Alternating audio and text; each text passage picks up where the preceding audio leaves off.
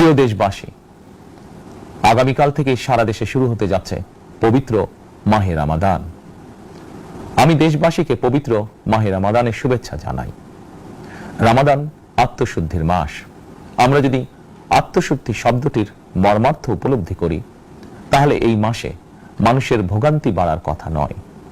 যদিও আমাদের অনেকের মধ্যেই এই মাসটিকে ঘিরে ব্যবসায় অধিক মুনাফা লাভের প্রবণতা লক্ষণীয়। আপনাদের প্রতি আমার বিনীত আহ্বান, রমাদানের পবিত্রতা রক্ষার্থে এই মাসটিকে আপনারা ব্যবসা মুনাফা লাভের মাস হিসাবে পরিগণিত করবেন না। দ্রব্যমূল্য যাতে সাধারণ মানুষের নাগালের বাইরে না যায়, এ ব্যাপারে ব্যবসায়ীরা দয়া করে সতর্ক থাকবেন।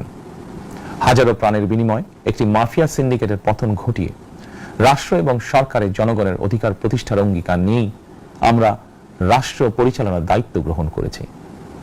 বিএনপি সরকার সকল ক্ষেত্রে অনাচার অনিয়মের সকল সিন্ডিকেট ভেঙে দিতে বদ্ধপরিকর ইনশাআল্লাহ। ক্ষুদ্র মাঝারি কিংবা ছোট বড় সকল ব্যবসায়ীদের প্রতি বর্তমান সরকারের দৃষ্টিভঙ্গি সহজ এবং স্পষ্ট। বর্তমান সরকার ব্যবসায়ী এবং ক্রেতা সাধারণ উভয় স্বার্থ রক্ষা করে প্রয়োজনীয় পদক্ষেপ গ্রহণ করতে চায়। সুতরাং সরকারের পক্ষ থেকে কি ধরনের উদ্যোগ গ্রহণ করলে বাজার পরিস্থিতি নিয়ন্ত্রণে থাকবে কিংবা ক্রেতা বিক্রেতা উভয়েরই স্বার্থ রক্ষা হবে, এ ব্যাপারে আপনাদের যে কোনো ধরনের পরামর্শ কিংবা অভিযোগ শুনতে সরকার প্রস্তুত। ক্রেতা বিক্রেতা গ্রহীতা এই সরকার সকলেরই সরকার। এই সরকার আপনাদেরই সরকার।